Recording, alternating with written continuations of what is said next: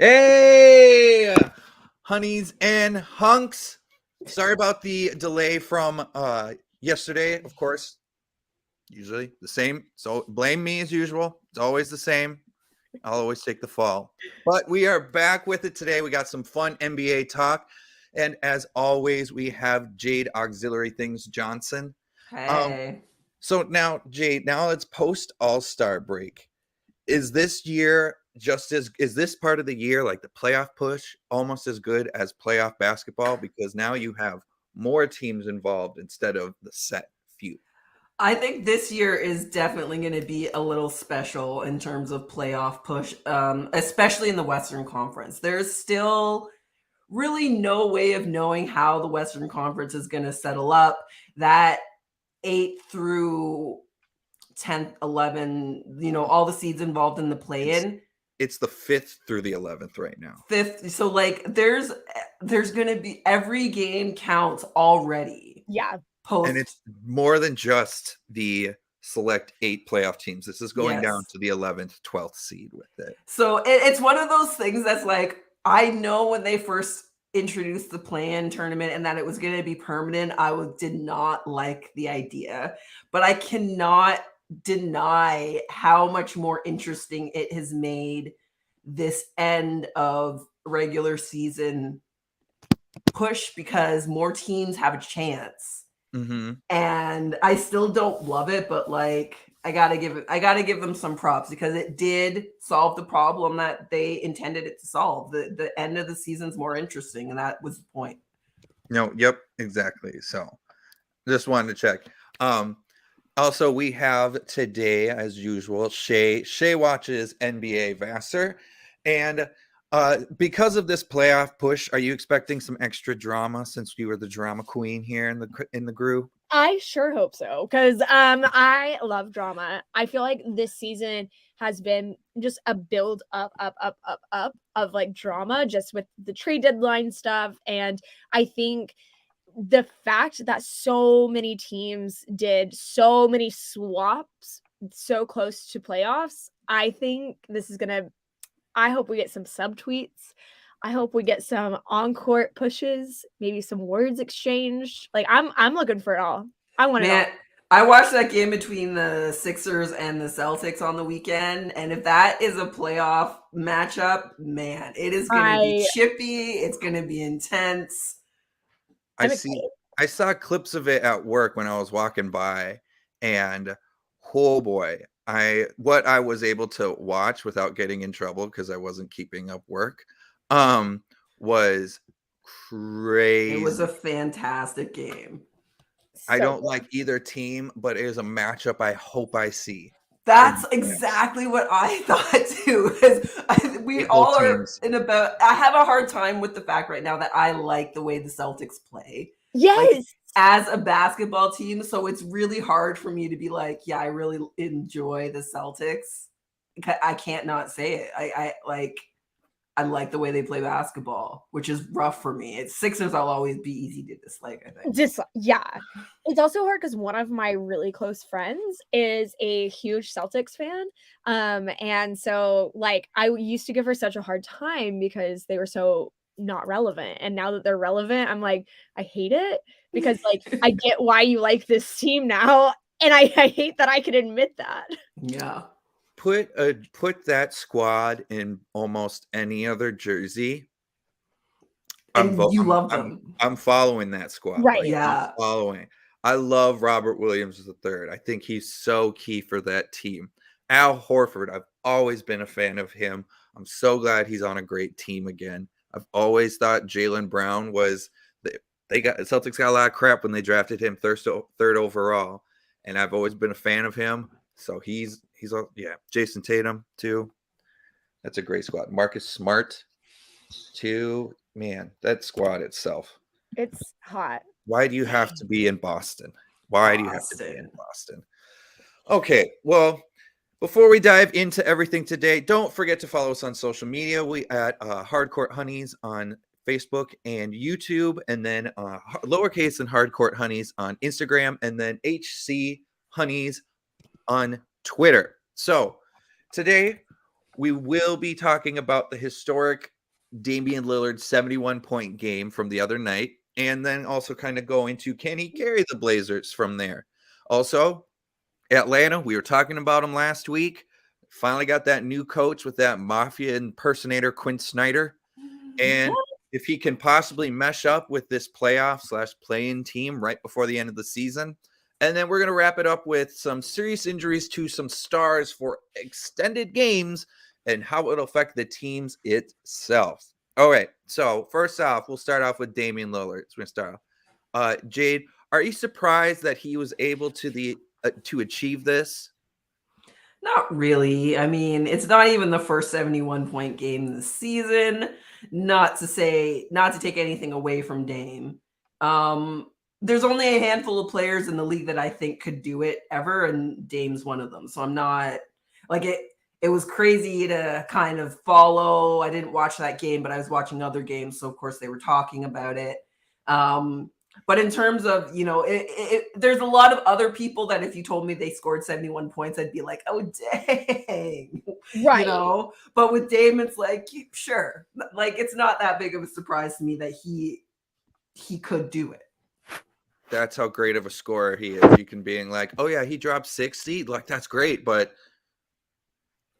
okay. What else? It's like, what? That's 60 points. Yeah. That's half a game. So, Shay, I got to ask, what is more impressive? 41 points in the first half, because that's what he ended at, or a franchise record of 13 threes in the game itself? I think the second one. The 13 three-pointers? The 13 three-pointers. Is it? It's a lot. Because that's a lot. Like, a lot. You shot so much that you made 13. Like, that to me is huge. I mean, yeah. I think, yeah. I mean, it helps that it's a franchise record going into it all. So, yeah, exactly. That adds a little bit of push. Granted, also 71 points is probably also a franchise record for scoring. So with this big game, they're in that end of the scramble at the bottom of the West. Can this be a big momentum swing to power through to the next few weeks of the season to kind of rally the troops that are in the Blazers organization, Jade? I couldn't help but laugh because we literally have had this exact conversation about the Trailblazers every year we have done this show. This is going to be our fourth playoffs because we started in January. So we got like an end of season all-star for our first season. And then we had full seasons after that. So this should be our fourth playoffs. And every year there are the Blazers fighting for a playoff position, fighting like in the 7th, 8th spot back. And, this started before we had a play-in tournament. So 8th was it. And it's the same question. Is whatever crazy thing Damian Lillard is doing at the beginning of March going to be enough to get the Blazers over the hump? And I'm like, listen, I am of the opinion that past relevant history is the most informative thing about the future. So knowing the Blazers' history of Dame having these crazy, insane, miraculous performances and then them not getting anywhere as history, but also the present landscape of the Western Conference. I think it's going to be it's going to be more of the same, except for maybe the fact that, Dame is getting better somehow. Somehow he's getting better. So like, I think Dame's going to be better and still lose. Just think, he was in the Western Conference Finals 5 years ago. Granted, considering that squad because that was that Warriors squad that played them. The real Western Conference Finals was that second round between Houston and Golden State at that time. That was the real the Western Conference Finals. Yeah. That. Shay, do you think that this could be a momentum swing enough, or is it still a lost cause for them? I still think it's a lost cause. I don't know. I know. Like, I just don't think. I don't know. Like, I think there's too many other elements going on in the league. And I just think that Portland, yet again, is someone that I just kind of forget exists until Dame hit 71 points, you know, and it's like, that's unfortunate. Like, you shouldn't have a player who's as capable as Damian Lillard, who, again, like Jade said too, is like, it's not surprising to hear he hit 71 points and then we forget you exist as a team. Like, that just should not, something's not mathing up, right? Like, it doesn't fit. Like, I'm while you're talking, I'm literally looking at the Blazers roster, and I'm like, don't know you, don't know you. Now. You're getting paid too much. You just got traded there. Don't know you, don't know you, don't know you. Like, you can't stay healthy. Yes, the roster's a mess. And Dame, I'm sure I would put money on this today. Dame is one of those guys who's going to be Hall of Fame. He's going to have one of these great NBA careers and no rings, unless he'll be part of the gets no rings over club. His loyalty to Portland. Yes, and I'm not to say I don't admire the loyalty. I admire the loyalty, but like, he's talking like, oh, you better hope I don't win a ring with Portland. Like, Dave, nobody's worried about that. No. Nobody's worried that you're going to win a ring. If you moved somewhere, people would worry. No one's worried you're going to win a ring in Portland. You've got Denver, Warriors. You've got like Dallas. The Warriors, even with the Dallas, the Kings, the Grizzlies, like everybody else is on an upward trajectory, and the Blazers are just kind of always in the same place all the time. Are they the Western Conference purgatory? I wouldn't say purgatory. I'd say limbo. Limbo is a good right, because they're good enough to be in the conversation barely, but they're not bad enough that they're going to get draft picks. Like, they're in that no man's land and they're clearly not an organization that knows how to get over the hump. Right. Like, I don't know if it's coaching, GM, ownership. I don't know who calls the shots really in Portland, but somebody somewhere along the line, they need something in the front office to change what they're doing somehow around Damian Lillard. Like, this is the same organization that signed CJ McCollum to that huge contract, and we were all like CJ and Dame pretty much cancel each other out, and that's exactly what happened. And then CJ goes to Pelicans and kills it, because we're like, yeah, that we knew that was what was going on in Portland. How did you people whose job it is not know that's what was going on? They just needed. Yusuf Nurkic is a solid big man, but he can't stay healthy. He can't, and he's making so much money. Yes, one of the biggest contracts on the team. If he was healthy constantly, I say I'd still think that's an okay contract for him, because when he does play for them, it's like a Steven Adams. Yeah, he can kind of muscle everyone through, but like, to give you an idea of what their roster is like in terms of money, because it, that tells you something. Mm-hmm. Obviously, Dame makes the most money. Well, yeah. Right, but behind him, we've got Anthony Simons is making 22 mil. Jeremy Grant's making 20. Yusuf Nurkic is making 15. And nobody else on that roster makes more than 5 mil. Kevin Knox makes 5.8. Oh, that's right. They ended up getting Kevin Knox. Yeah, so like they've got a few really high-end salaries, and all of these crazy, like all the rest of these salaries, except maybe the exception of Matisse Thybulle, he's on a really player team-friendly contract, $4 million. Mm-hmm. But like all the rest of these are these tiny little contracts, like that the Raptors would be giving a guy for a year that they're not planning on keeping. Like that's the kind of guys the rest of the roster is made up with. There's not real depth to that team. There's a few super high paid guys. There's a few middle paid guys and a bunch of like really little contracts, because that's what those guys are worth. How Damian Lillard's in his 30s.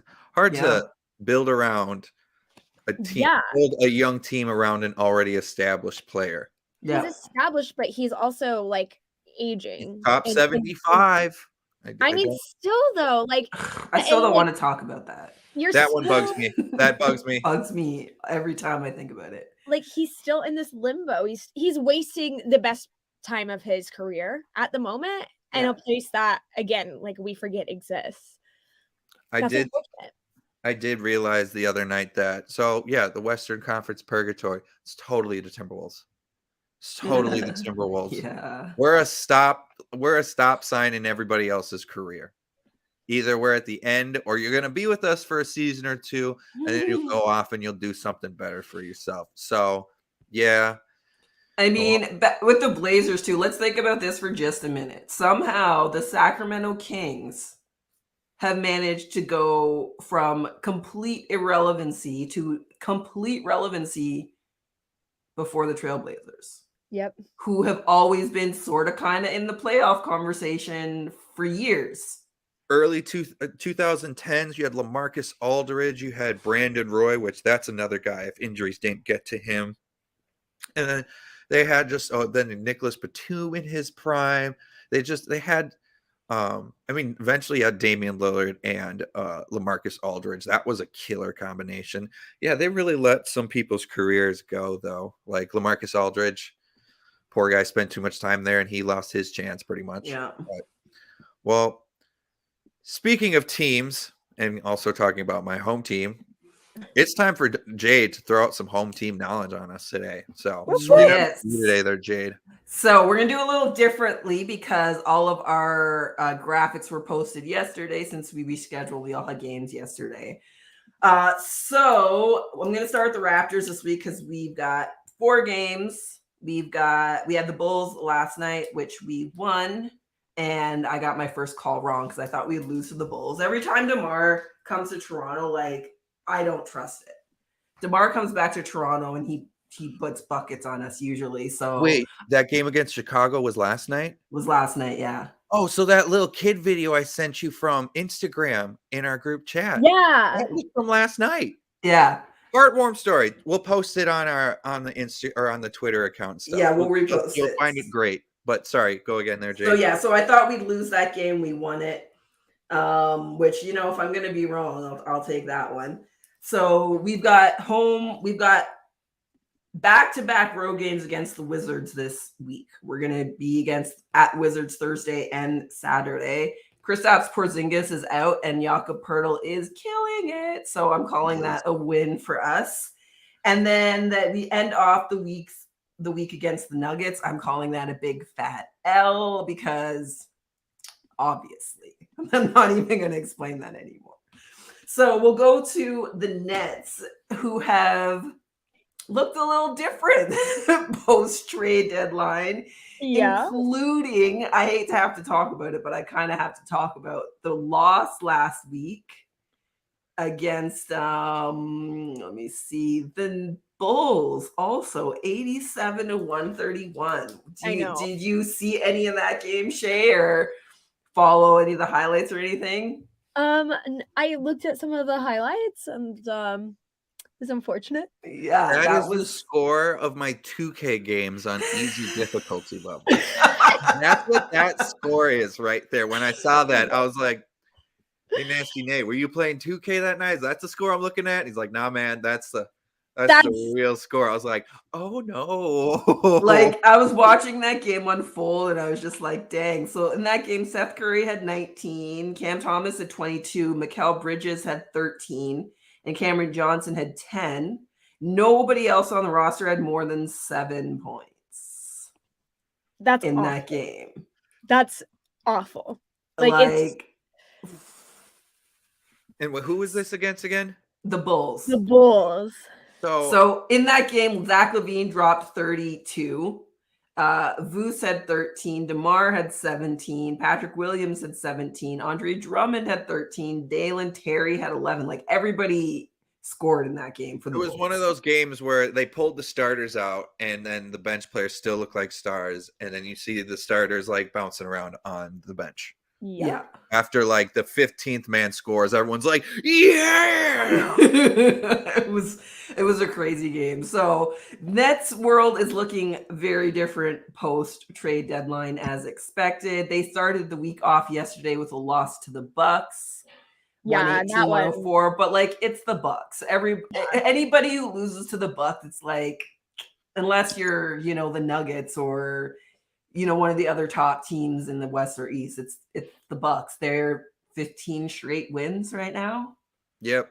15. Like, yikes. They have So the MVP candidate, MVP two-time candidate. MVP, Defensive Player of the Year candidate on your team. Yeah. Yeah.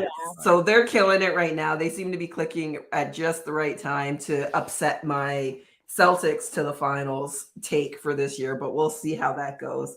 So the rest of the next week, we've got Knicks, Celtics, and Hornets. You're at Knicks and Celtics home versus the Hornets.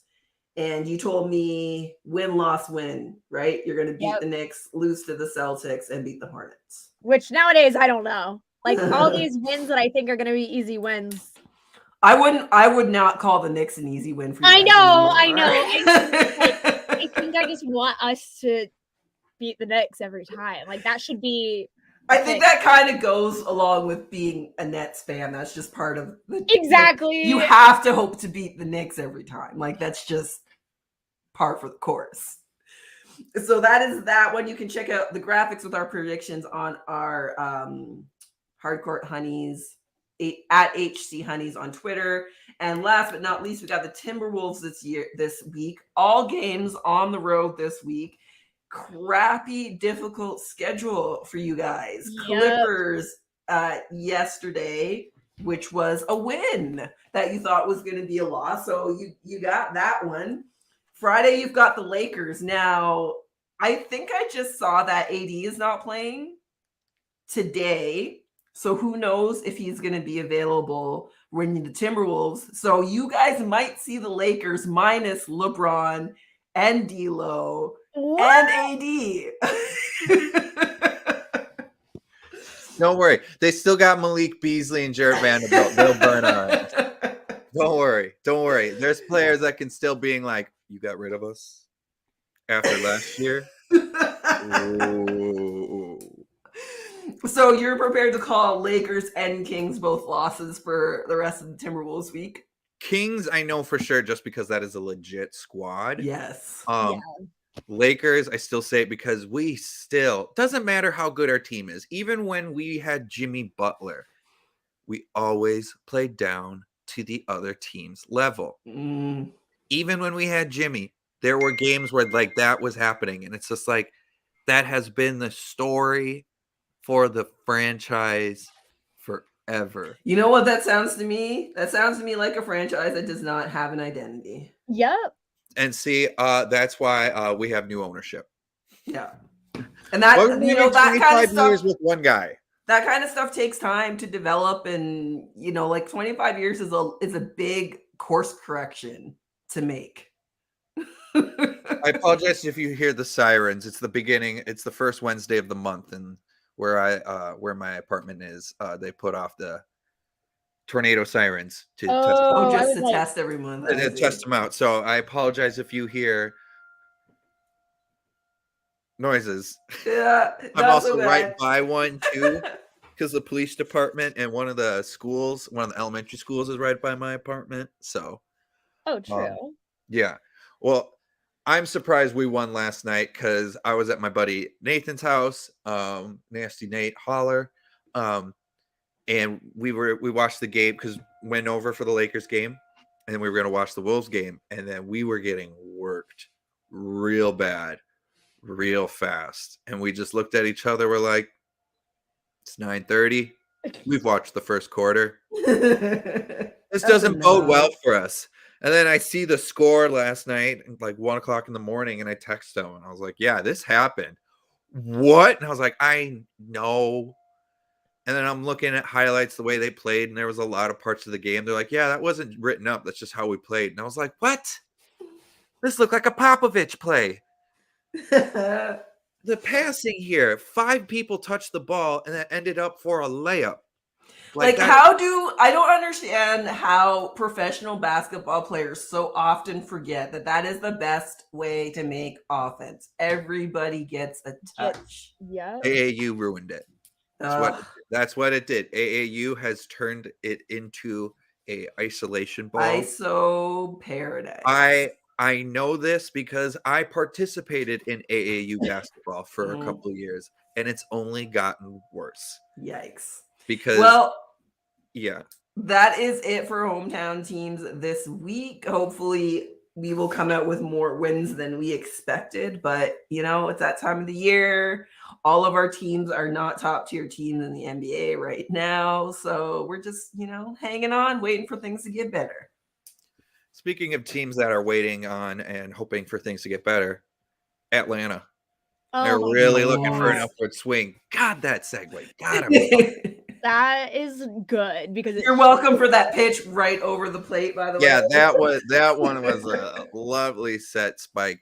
All right, so Shay, will Quinn Snyder really make any difference? Because both McMillan and him are similar ways in coaches being like, they'll get you to the playoffs. They'll maybe even get you to the second round, but they're not going to get you over it. So is this going to be any real difference in coaching? I think the biggest difference is that it's a different person. And I think that will help because it's not even necessarily that the coaching from McMillan was bad. I think it is ultimately, even I just real fast Google Quinn Snyder, and from 13 hours ago, CBS Sports said the Atlanta Hawks have a Trae Young problem. Quinn Snyder is there to fix it. And I do think that Snyder has experience with personalities. So it could be a different type of behind the scenes approach. And I hope for Atlanta's sake it is. I hope that because there's good, hard working players there that Snyder might be able to help mediate what is going on there. Now, we also, though, have seen what it is like when you just continue to turn over coaches and you don't address the actual problem. I think Quinn Snyder is a great coach. I think that he does have that leadership skill. He also, again, looks really tough. I would not want to sass my mouth to him because he looks like someone that would possibly have me killed and dumped in a. Like I said, he's gonna take a Louisville Slugger to your knee. Yeah, he just wants to send the message. And Nate McMillan looks like I don't know, one of my friend's dads. You know what I mean? In a way that's oh yeah, that's Mr. Thomas over there. He's really nice. Kind of Nate McMillan to me doesn't scare me because he just seems like a very kind guy. While Quinn Snyder just gives a certain presence that I think could help. Do I think it will? I'm 50-50 on this one. I'm 50-50. Because there's a human element there in Trae Young that we don't know the full story. So I don't know. But I think it's worth a shot. See, I find it really interesting that your plus on Quinn Snyder is that he looks scary. Because that to me says everything about what's actually going on in Atlanta. That, when you're comparing those two guys and the plus you get is, Quinn Snyder's going to be more of a hard ass. He's going to be right. He's going to be more you talked about Nate McMillan being one friend's dad. Quinn Snyder's your friend's dad you don't get Quinn Snyder's kid into trouble because know that's coming back on you. So if that's the plus, if that's the thing that we think, and I agree with you, is the bonus of having Quinn Snyder come in, then that headline that they have a Trae Young problem, to me, we already thought this, but that seems to be where things are going. And it's always so interesting how young players get certain labels because of the media. And I think Trae Young is a great example of that, of having been traded on draft night for Luka Doncic and Luka turning out to be Luka. That, there's no way that doesn't mess with you a little bit. Yeah. Mark Cuban's just smiling at that. Right? But I feel like Trae Young and Atlanta are a relationship that brings out the worst in each other, even though they like each other. Yeah. It's a toxic relationship.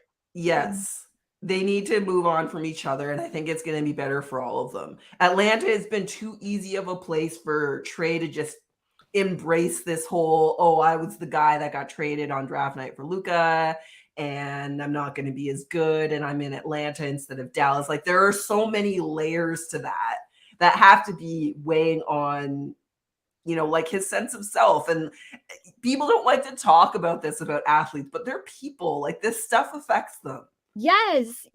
And that's why I think it's so important to remember that human element, right? It's something's going on with Trae Young. We know that, but we're not getting the full story. And like honestly, other than people saying that he's not going to team practices, which he's not the only like diva in the league that doesn't do that. No, lots of the top players on teams practice less because they need less practice. Right. We could put an Allen Iverson clip right here, just being practice. We're talking about practice, right? It's a playoff game, and we're talking about practice. And yeah.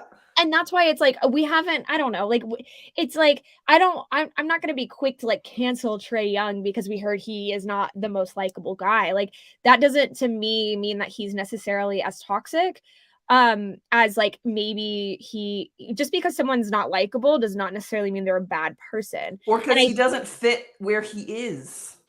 Exactly. And then like you said, bringing up the history of that trade night, like that has to wear on you. And then you're at a place, you're seeing people that were in your draft class who are being talked about as MVP and like are getting that like get to the finals, Ayton. Yep. To the finals, they're being talked about like they're all American, you know, beautiful men. And then you're Trae Young and you're just like, I'm here, I'm doing the best I can. Do you not remember the Knicks like series? And so I'm sure there's like some mental stuff going on there. I'm not saying he's a great guy. I don't know him. I don't know him like that. And I also know that he is a bit of a diva. That's fine. This league has a lot of attitudes. A lot of divas. A lot of divas. And that's why I think someone like Quinn Snyder can come in and possibly figure that human element out. And I like when you look at their roster, it has to be like they have good players. Their roster is so much better. Sadiq Bey, Bogdan Bogdanovic, Clint Capella, John Collins, Aaron Holiday, DeAndre Hunter, DeJounte Murray. Like exactly, they have such a good squad. They have such a good team. I would say they're the most underperforming team for their roster this season.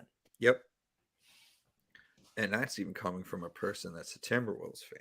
Right. I do. So I compared McMillan and Quinn Snyder as like sitcom dads. McMillan is like Uncle Phil from Fresh Prince of Bel-Air. He's going to be hard on you, but you know, when you're asking, why doesn't nobody want me? He's going to go in for the hug and he's going to let you cry over his shoulder. Oh. Well, exactly. While Quinn Snyder seems like Red Foreman from that 70s show. Where he's going to put a foot in your ass. You just That's so good. You just know. He's not going to tell you.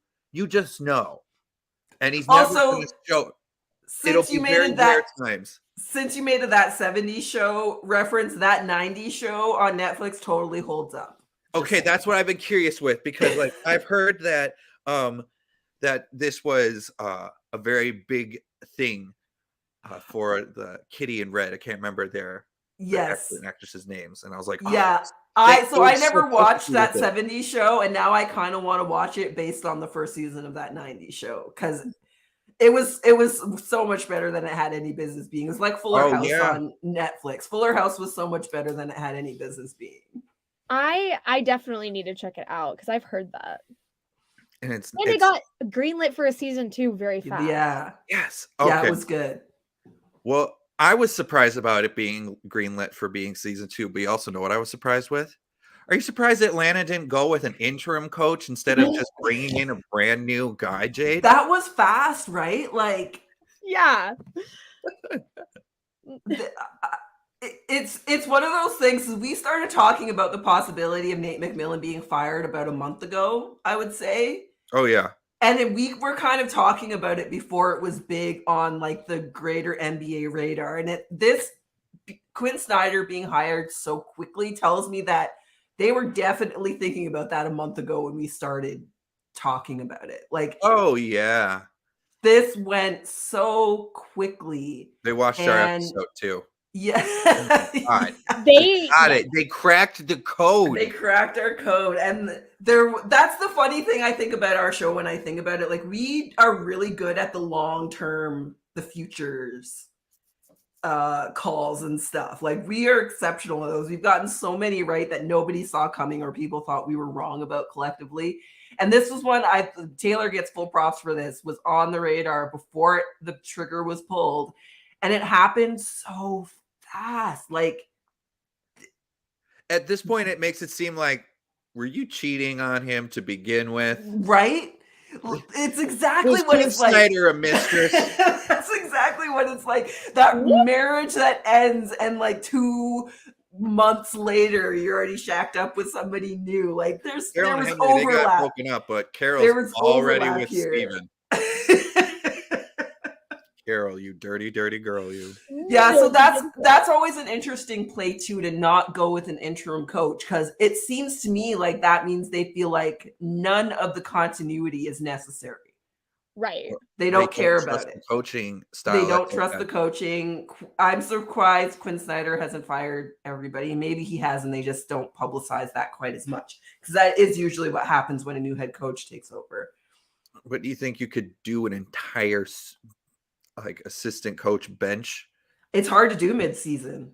Well, this isn't even mid-season. This is a playoff push. Remember what we were talking about? This is exciting times right now. Yeah, it's not. And it's another thing that tells me like Trey's not the only problem in Atlanta.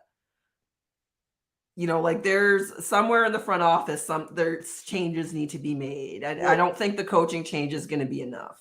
Well, when every single player almost is on the trading block every year. Yeah. Like John Collins, I think it was saying how he wasn't, I think it was him. He wasn't on social media because he's just like, I don't want to know. Like, you don't want to see it. I want to hear it from somebody else instead of seeing Shams reporting it. Right. Yep.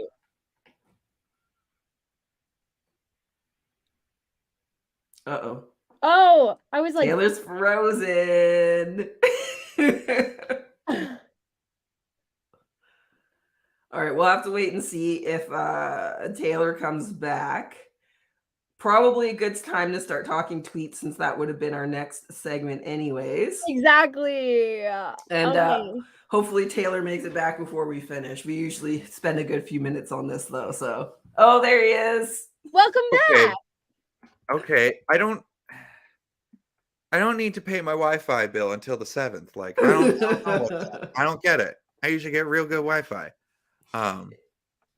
Yeah. So you know what? Let's alley-oop this then to Twitter time, because They just said that, so that's perfect. things. Like, I heard you guys too. That's the thing. Oh, I heard everything. Like, oh, we lost him. He's frozen, and I was like, well, I can hear you guys. And I'm shouting out to nothing, I guess, right now. That's funny. But yeah, let's see some tweets from you, Shay. I'm ready. Okay, so this first one is from an account I actually really find funny, Jake's Graphs. So Timberwolf fan.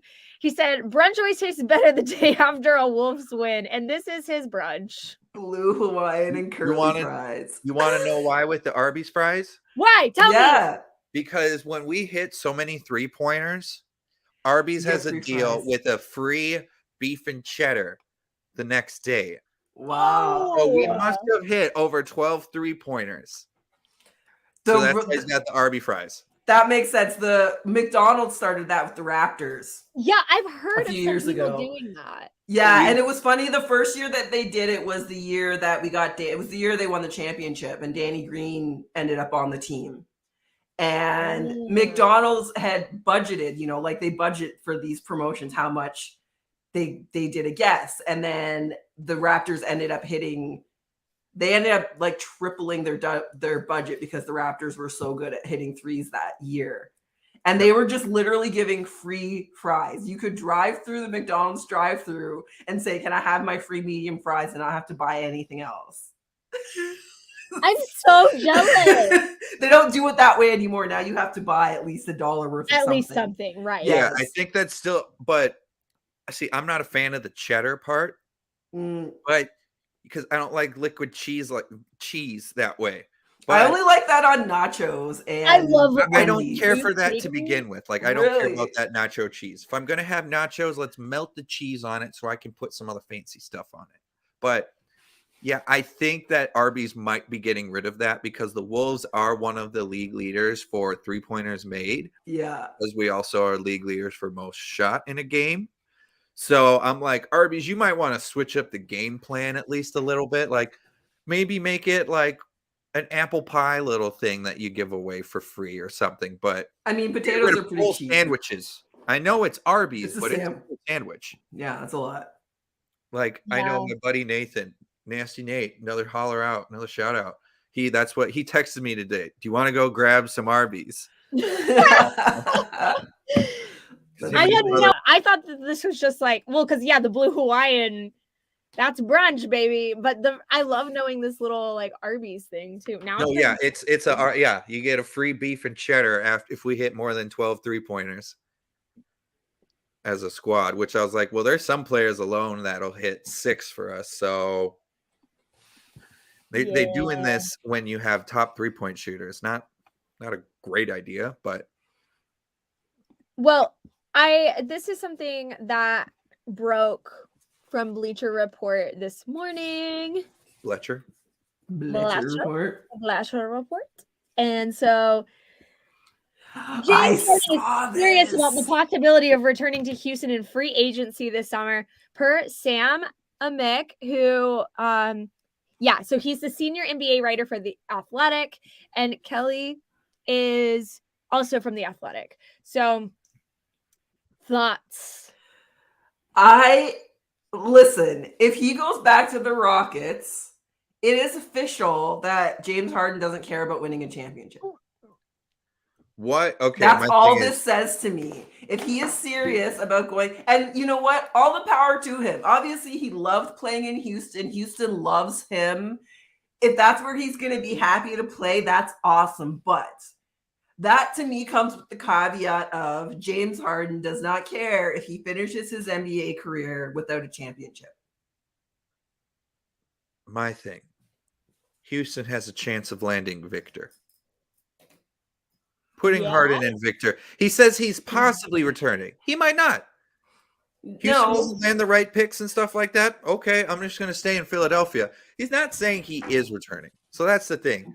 There is the possibility of returning, but I'm sure. Okay, but like if you that are going to have to lead up to it.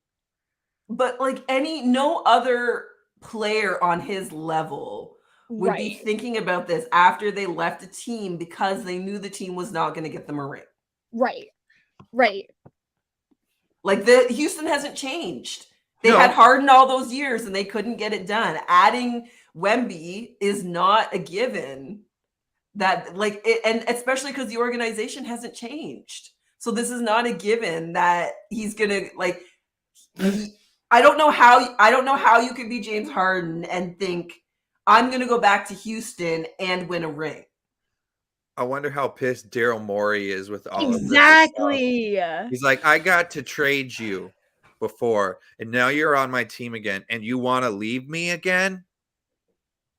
Please. Oh my gosh, the amount of quote tweets that are talking about how he misses the strip clubs. Like that's never going away. He's never gonna live that down.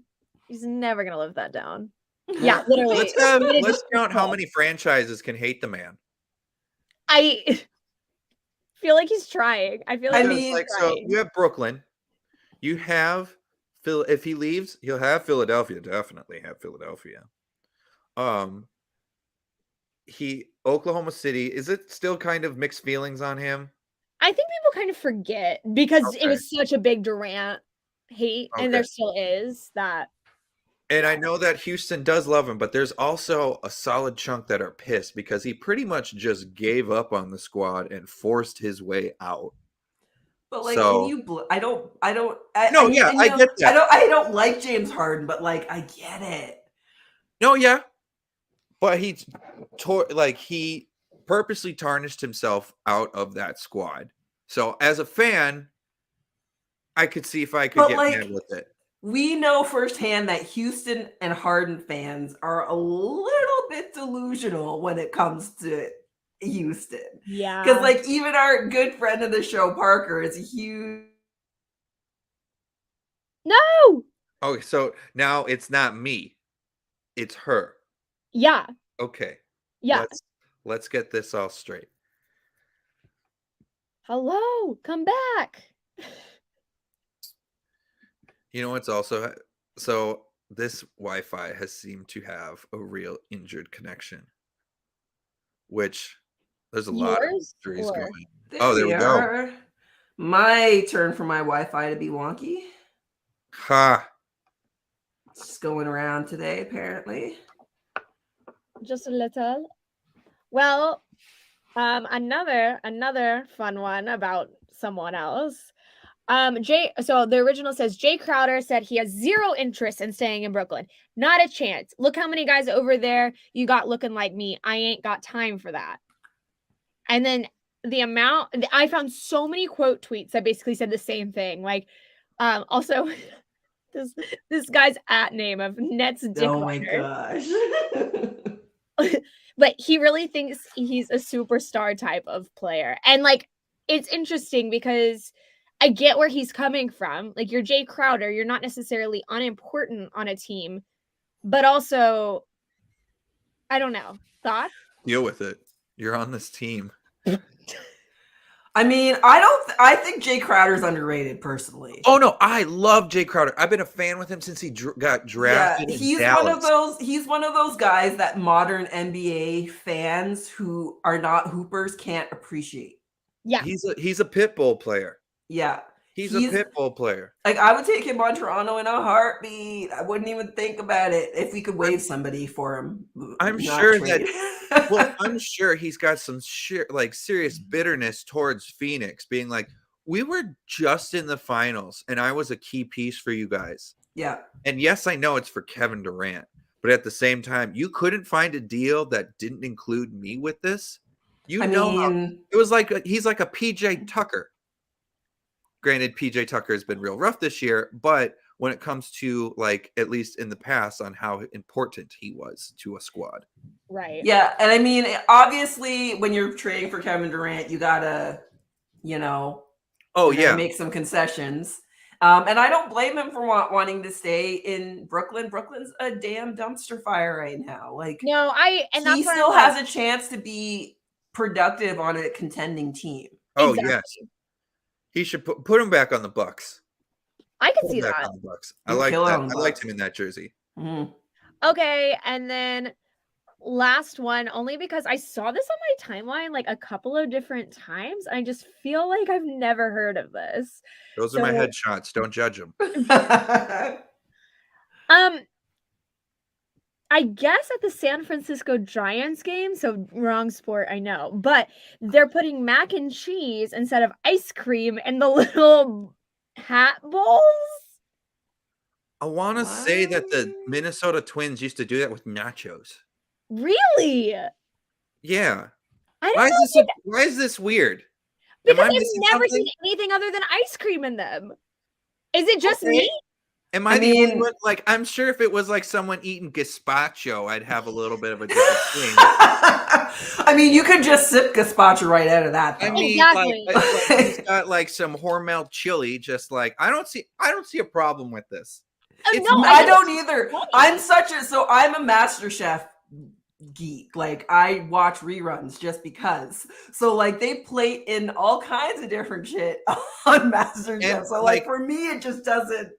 You're like, it's a receptacle as long as it's clean, I guess. I'm a messy eater, and this has a little lip that will catch that noodle and roll back in instead of it dribbling cheese down my face. It does look really I'm a freaking 3-year-old just figuring things out. It looks great. It's like very tiny though. That's my one thing. That probably costs you $15. Yeah, way too much. And that has about 7 noodles in it. So True.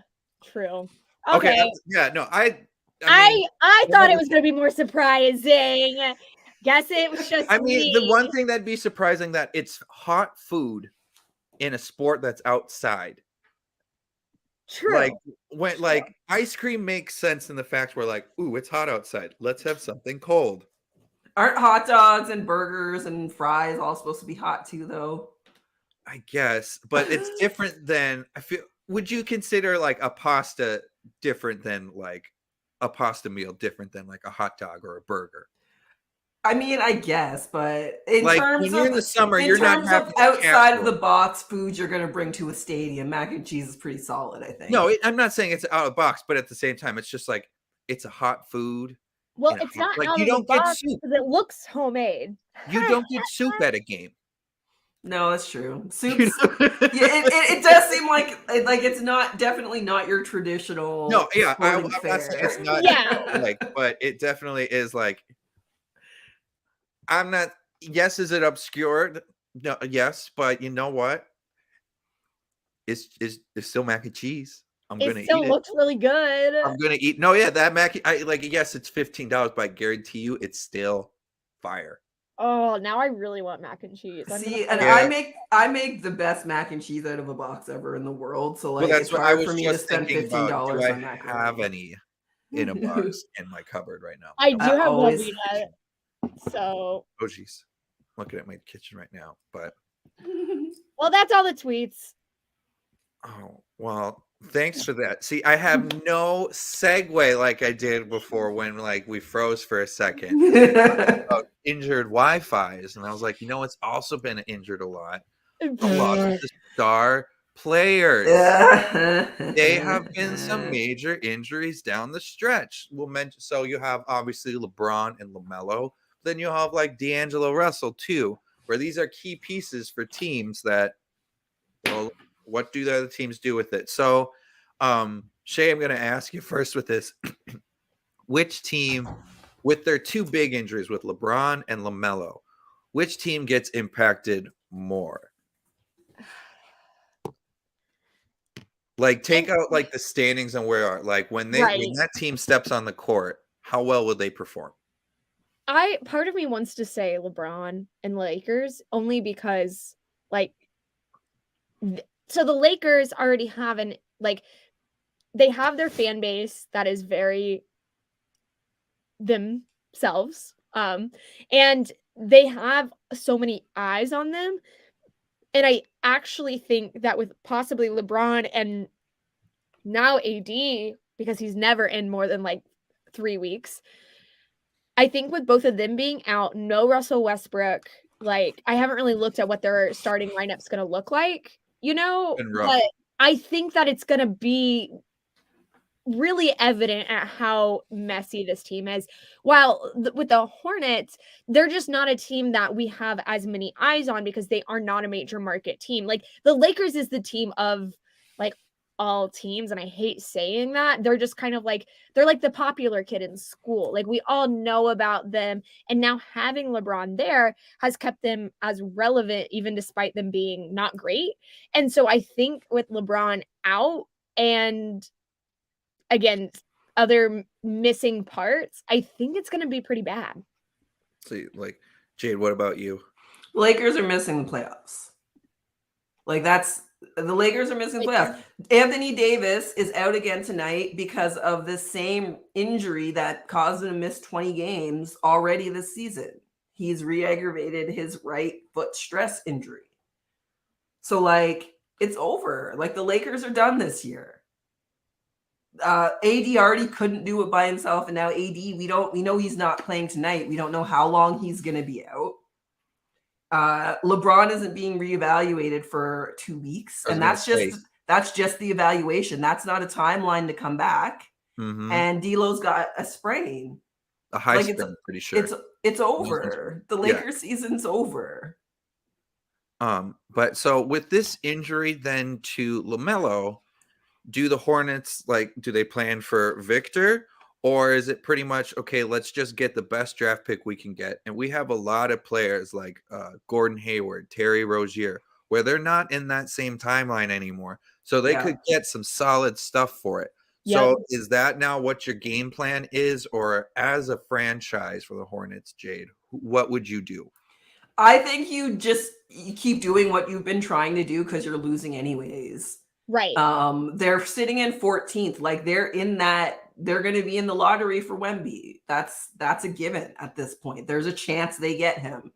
And I think that's really all that they can do. I think it's getting to the point where unfortunately the Ball brothers look like they're going to be a bit of a liability availability wise for whatever team they're with. Like, and I hate that because I enjoy them both so much as players, LaMelo especially, but also Lonzo's, I think, underrated, and it doesn't help that we haven't seen him play very much the last couple That's of what's seasons. stopping him. Yeah. But like for the teams that are relying for the Charlotte to be relying on LaMelo, like one of two things has to happen. LaMelo has to get figured out whatever Steph Curry figured out early on in his career that saved his career, his ankles. He needs to check out those braces.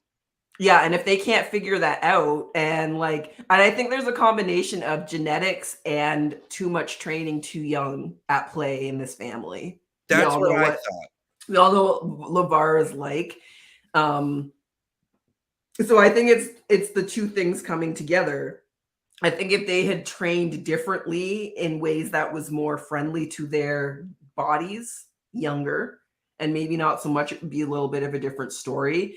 The fact that they're away from their father's training now and they're both having these injuries, like they're under the protection of the best sports medicine available in the world now, and that's still not helping.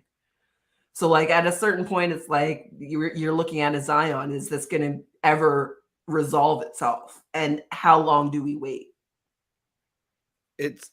I've been saying the entire time with like LeVar has helped his kids get to the top. Respect that as a father. But what he did to get them there, I don't necessarily approve of. Yeah. He did a lot of loophole stuff, dodging the system and everything to make sure his kids got to the top. Yep. He said, still got his sons up there, which great for him. But to get his kids up there, what did it cost for the kids' bodies? And their careers ultimately. LaMelo's going over to Lithuania. Yeah, maybe the league is not spectacular, but he's still going up against guys that are 27, 28, 29, 30 on a regular night when this guy should be going up against kids his 17, age. 18. Yeah. He's playing in a realm of men when he was still a kid. So, and when you look at at least when I think of players that were playing as a kid, playing with men, I think of Ricky Rubio. And his body gave up on him very soon because he started so young. I hope not everybody can be Luka. What exactly? And even then, Luka, when he was younger, he was still like back a bench. Mm-hmm.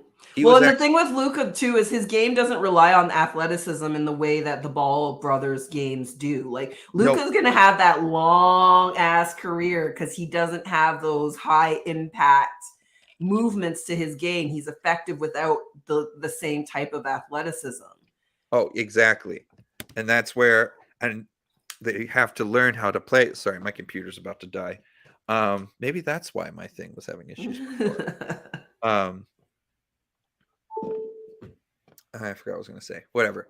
So I was going to say my next one was how will this D'Lo and LeBron injury going to affect for them for the rest of the season? But it seems like we've already all agreed that they're just going to miss the playoffs, which darn shucks. I mean, NBA shouldn't be freaking out too much, okay? So they don't get the Lakers in. They still get the Clippers in. And then they still get the New York Knicks. There's so much good basketball, too. Like, I think there's going to be a lot of fans who've given up on basketball through the 10 years of, LeBron James and the Warriors. This is a great time for some of those fans who miss the competitiveness of the playoffs to come back because this playoffs is going to be different. I have no clear cut on who's winning this year. No. I have I have favorites out of each conference, but those favorites are very tight. They're tight. Any of them could win on a given night. Like there's going to be no way to know in the ways that some previous seasons it's been easy to guess a lot of what was going to happen. It's not going to be easy this year. Like I can see how every major team can beat each other and also how to lose against each other. Yep. I can see how the Bucks can beat Boston. Y'all, I still had the Twitter thing up, and maybe this isn't completely new, but I know that John Morant already had some weird stuff going on. NBA Central just tweeted that he's being accused of allegedly beating up a 17-year-old boy and pointing a gun at him. When was this? This is like now at 2:20. So like in the last like 15 minutes, this is like breaking news. That sounds crazy to me. Like Well, some people okay. are saying it might be an additional detail of the story that was already breaking, but like That's what I was saying. Is this stemming back from when he had that? I think it was against the Pacers, where that was like that rumor where there was guys that kind of like pulled up against the Pacers bus with like what the right. security was just like, no, that's a scope. Well, Like that's the not just a Washington regular Post has published this. what? The Washington Post has published this story that Shay's talking about with John Morant. So like there must be Yeah, I just saw the Washington Post it's one. so hard because like journalism is not super reliable anymore. No, exactly. And it's also for me it's the New York Times. I mean, not New York Times. Who was it? It's New the York Post? Washington Post. Okay, Washington Post. Never mind. I thought it was the New York Post, and I was like, oh, well.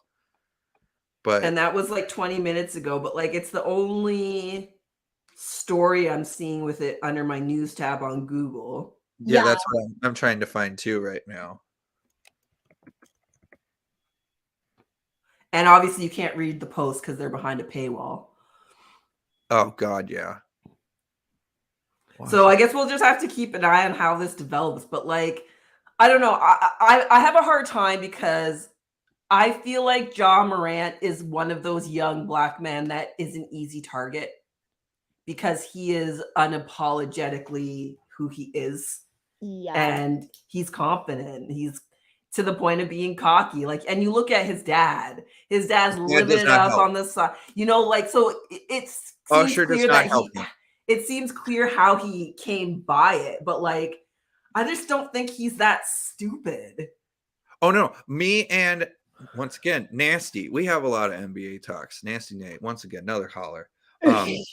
We kind of feel like Miranda's trying to pull a little bit of a face, like of a fake front of like a super tough guy. Take away some of the other players on his team, like Dylan Brooks, Jarrett Jackson Jr., Steven Adams. I want to see the demeanor. Yeah, but he's always been like that. He was like that before he got drafted. But I guess I still think he wants to be a wannabe tough guy, which I'm not saying he's not tough, but I feel like it's gotten over the top too much. It's a character now. It's a character. Yeah. That's what I think. It's hard for me because the media spins things. And like I said, Ja is an easy target, just like Kyrie is an easy target. Whenever you get outside of that little box that you are expected to be in, you know, you're too confident or you're too outspoken or you're too anything. You become the nail that sticks out. But when you embrace it, though. But what else are you going to do? Right.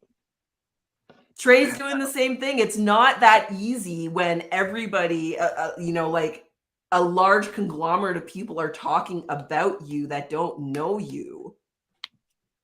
I think that's the hard thing is because these narratives, like, they're motivated through like facts, but there's always going to be like gray space between the facts that we don't know. And also the fact that the entire journalistic system is based on clicks. It's not based on news or accurate information. Like, I'm so frustrated lately because you read a headline and you click the article and the headline has nothing to do with the actual article, but you've clicked and now that company has made money because you spent 30 seconds on the site.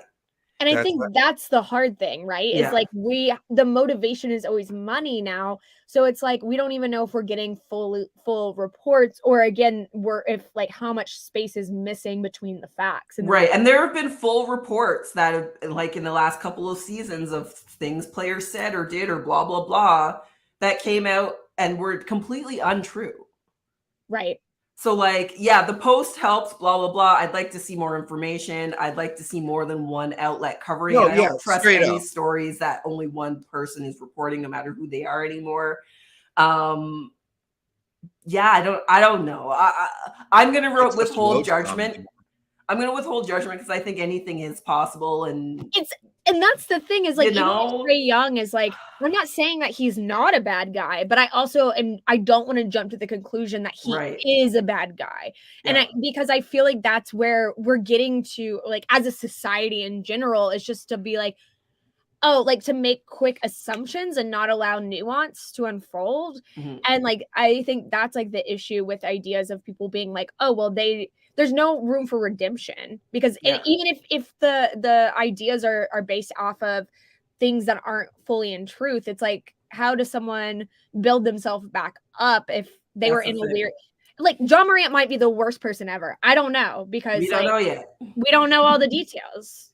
Like, it's different when there's like actual like sexual assault cases against people, and there's like evidence and like multiple like people or victims coming forward, and you're like, okay, there's no way that this isn't like the narrative. I think that's when, like, you know, but sometimes I feel like we just have to wait, because there's so much bad journalism these days. Yeah, you have to take a beat. You can't just take the first story. You can't, you know, like, it's important to get stuff like that right. And the other thing is, like, nobody is just one thing.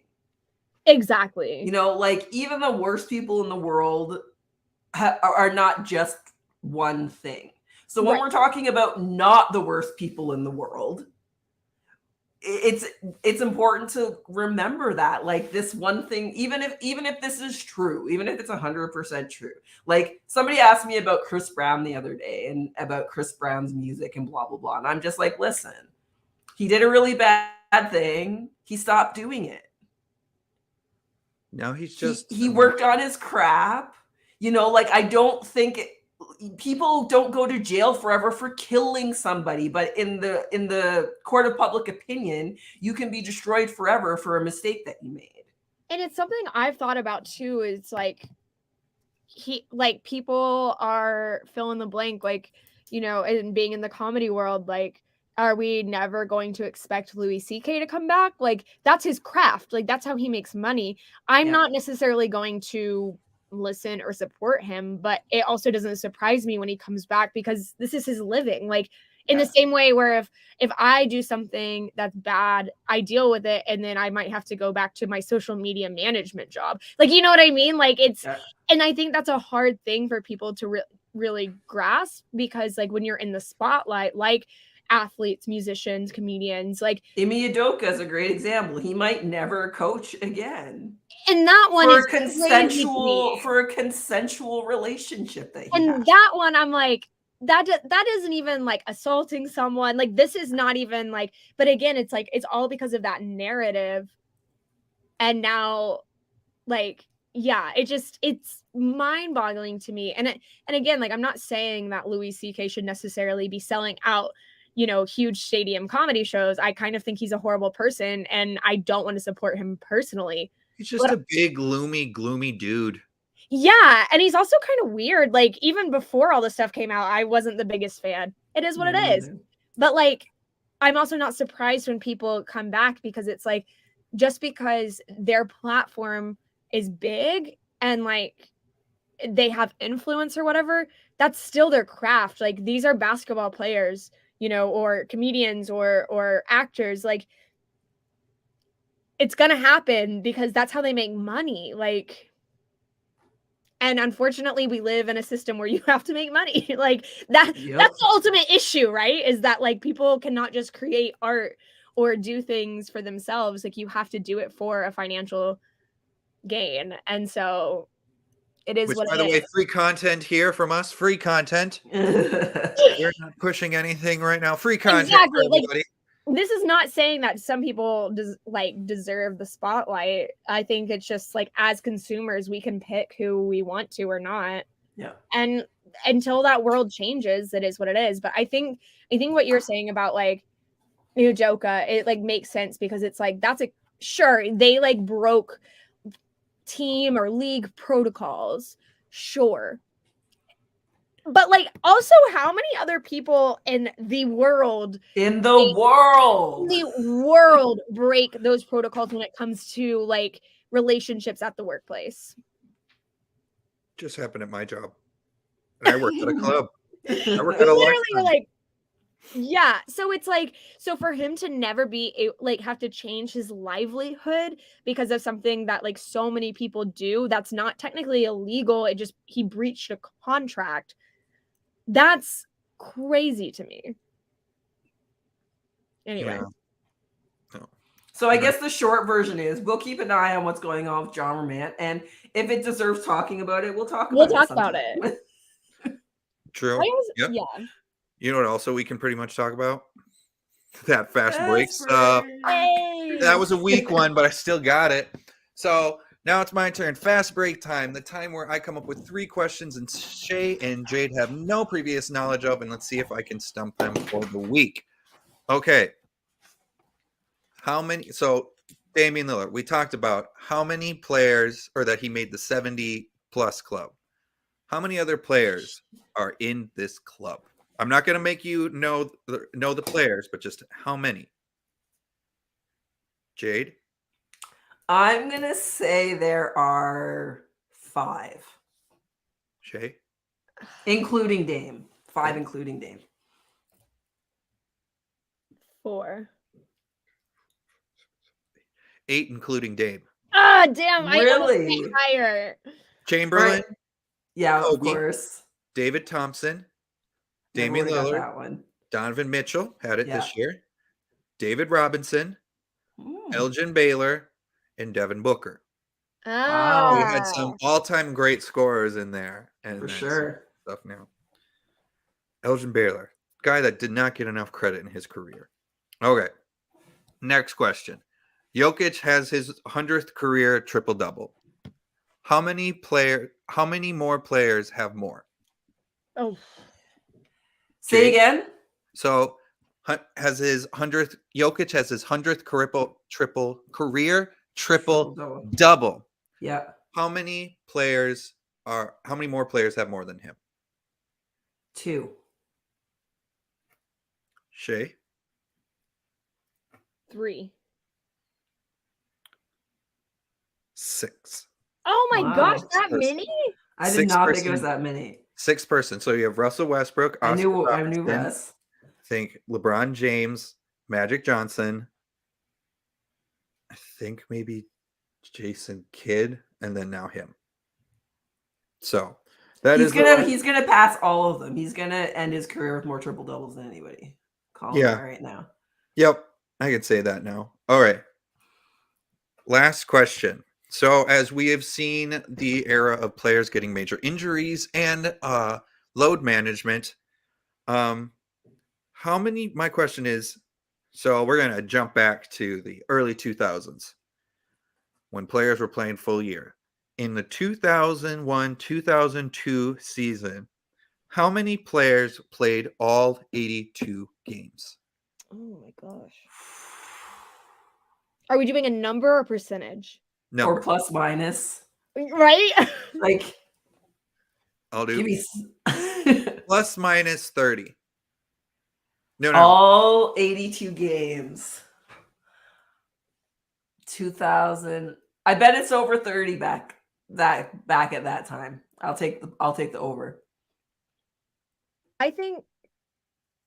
Okay, I just Googled not this, but so there's 450 on average players. So I want to say over as well, but I would say over 50, under 100. 42. 42. Wow. 42 players. Dang! While last season, only 5 players played the full season. I'm not surprised about that at all. Yeah, no.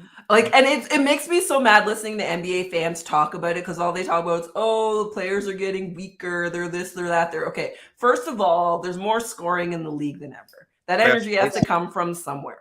Like, you don't just get these much higher averages in scoring that we've had the last few years and expect that the players are expending the same amount of energy, both on offense, but trying to defend all the scoring as well. There's so many more things that you can't, the hand check rule alone, being able to bump the person back, that alone makes you have to be quicker, not stronger. Right. So like there are all these other factors that people are like, oh, players are just soft, or even Charles. This is one of those conversations where Charles and Shaq get on my nerves. Right. Because you're like, you guys did not play in this league. You are watching something that you don't know firsthand. You don't know what it feels like. You guys couldn't have handled this. Neither of them had the conditioning to handle the NBA the way it is right now.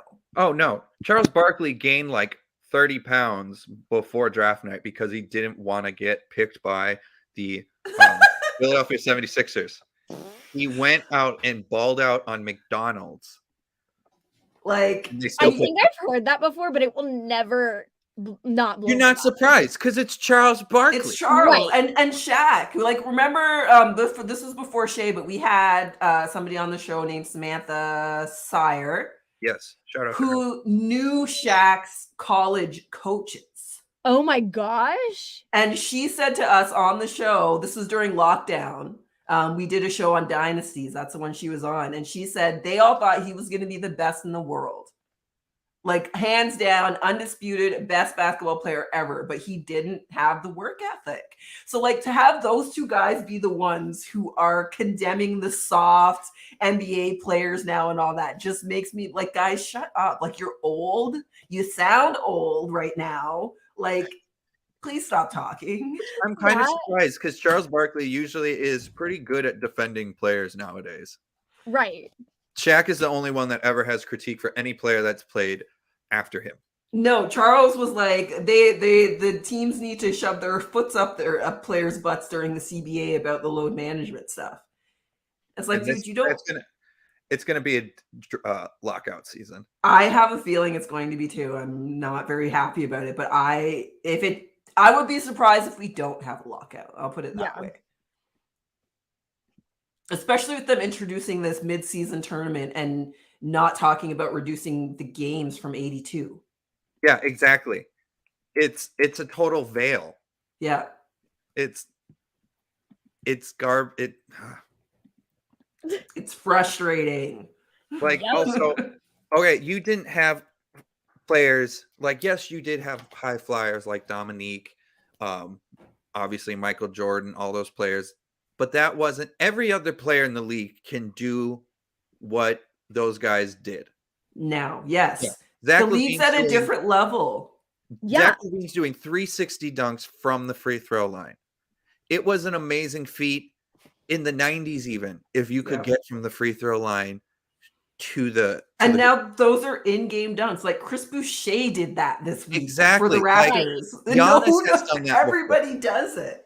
It's a totally different game. Yeah. Yes. Okay. Yeah, they wouldn't be able to manage the strength back then. They can't manage the speed that they play at now. No. You see Patrick Ewing running up and down the court like that for a full year? No. He's going to get hurt. No, his knees would have just given out sooner. That's all that would happen. His knees would have blown out. Yes. It's a faster game. It's not a slow-paced game anymore. No. Okay. Well, they're just something else. On a calming down note. We got a little bit ranty here today on a few heated right topics. before the end. But you know what? We got through it. We vented. Yep. We can say we've had a fun time today. We've had some heated stuff. Left it real spicy at the end there for everybody. It's going to leave it at the tongue right now, on the lips. So, on that note, I think we should just give an adieu to everyone. Goodbye and